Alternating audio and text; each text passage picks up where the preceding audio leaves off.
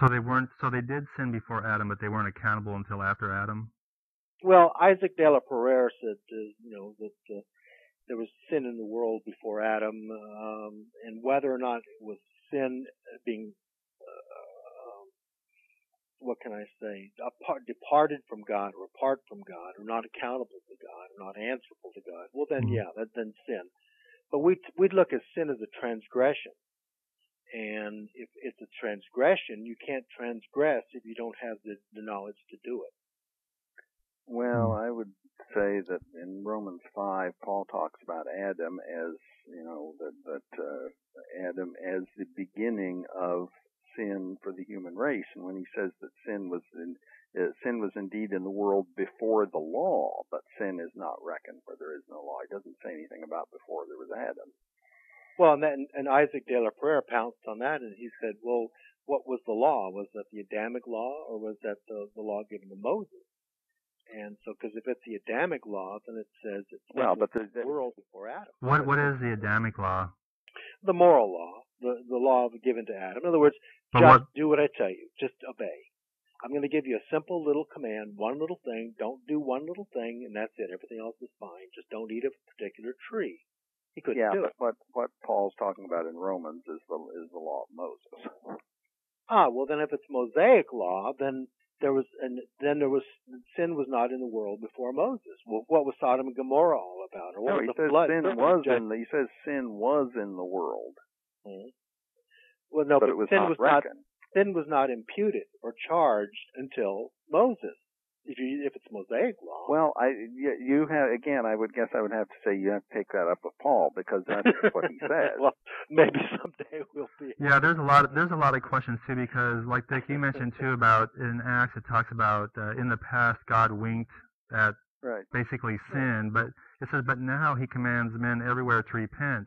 And so when He says before, He's talking about up to that minute, I would think. So he's saying not just before Adam, but I mean even after Adam, even until this very message I'm giving you. In the past, God winked, but now, He's commanding you to repent in Jesus. Well, that could very well be true. I mean, what about people that all over the world who had never heard of Adam or even of Christ until after He'd come? Yeah, what about those people? Sure. Okay, well, let's go on to the third question. Like I said, it's kind of interesting. Like, I consider myself an evangelical Christian. By the way, do you guys consider yourself evangelical Christians, or how do you label yourself? Just a Christian, or what? Well, I am a pastor of the Evangelical Lutheran Church in America, and in the sense in which what evangelical means originally, namely centered on the gospel, which is what evangelical means. Yes, I am evangelical. There are a lot of ways that evangelicals in the common American usage of the term that I would differ from them on some matters. Well, let me clarify the question there, though, for you. Let's say, for example, somebody was on the news and they interviewed somebody and they said, what do evangelical Christians think? Now, when you listen to that, would you think, I'm gonna listen to them because they're describing me and I want to make sure they're accurate, or would you think, they're describing some other group? I would think that probably. I mean, look. I mean, I have a great deal in common with people who are usually described as evangelicals. Most of the people in the American Scientific Affiliation that you mentioned earlier are evangelicals. But I'm simply saying that there is, that's not being used in exactly the same sense as I use when I say that I am evangelical. Okay, so when somebody in the ASA group says they are an evangelical, so are you saying? I mean, do you feel like they're in the same group or a different group than you? Well, I'm saying there probably would be some differences. I don't think they are necessarily fundamental differences. We would have some differences probably, for example, on our understanding of the Lord's Supper. And that's something where Lutherans would differ somewhat from, most people who would call themselves evangelical. Oh, really? I didn't think that would be closer to Roman Catholics than that. Okay. I didn't think that would be a dividing line thing. Okay, but so Dick, how about you? Do you kind of associate with evangelical Christianity in America? Yes, I do. I was saved in a fundamentalist Bible teaching church and was taught from the very beginning to understand it literally, and I've never deviated from that. I have never found a reason to. But again, as I've said before, you can't mistranslate, misinterpret, and then take it.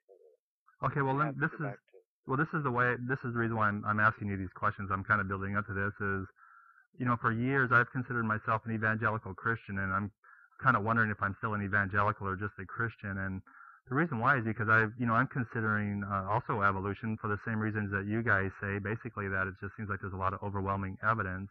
And I would say, for me, it's biological evidence, like the pseudogene arguments and the chromosome explanation from, the ape-like ancestor to humans, where there's the pair of chromosomes that merged in the humans. It looks like, it just looks like, and then there's thousands of pseudogenes, that argument. Well, there's not only pseudogenes, there are processed pseudogenes, and those are segments of DNA which were replicated as RNA, and they got re-caught up in the DNA again. They're basically copying errors. Yeah, well, I don't want to get into details. I'm just saying, based on my self-study, it seems to me like evolution, there's evidence that evolution actually happened. And so now I'm starting to open my mind up. Well, evolution isn't just atheist. There's also theistic evolution. And what I'm doing and looking around, and I go to an evangelical type of church, and I hang out with people who are evangelicals, and it seems like evangelical Christianity is saturated with young earth theology. It's just kind of default, and it's like evolution can't even be considered. And so my question is, do you think that's the way evangelical Christianity is that it's pretty much saturated, and if you believe in evolution, you basically can't be an evangelical Christian? Or do you think it's possible to be an evangelical Christian and also believe in evolution?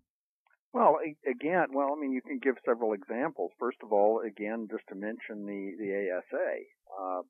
I don't know exactly what the statistics are, but the considerable majority of ASA members would identify themselves as evangelical Christians, and a lot of them accept evolution. But it seems to me like those people are kind of like a secret. They're not public. Well, a lot of them are. Well, or if you want another example, of course, a very prominent recent example is Francis Collins, who is the head of the what do I want to say, the human genome mapping program. Right, but would you say, is he like swimming against the tide for evangelical Christianity? Is he like an outlier or somebody that...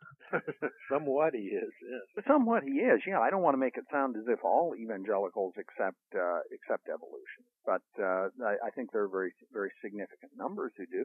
And I think that, as you mentioned, when you're in a church in which evolution is just not even to be considered, then if you accept evolution, you're going to keep your mouth shut.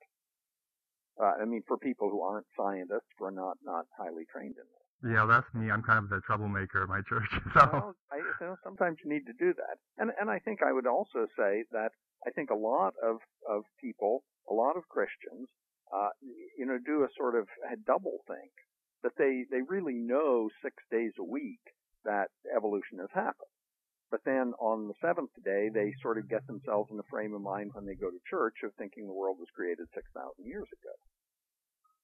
Well, it also contributes to an anti-scientism that can pervade the churches, and I find it disingenuous when they argue that scientists don't know what they're talking about, and then they go get their flu shots and they get diagnosed with different kinds of eating disorders and et cetera, and they trust physicians and scientists to give them the straight scoop.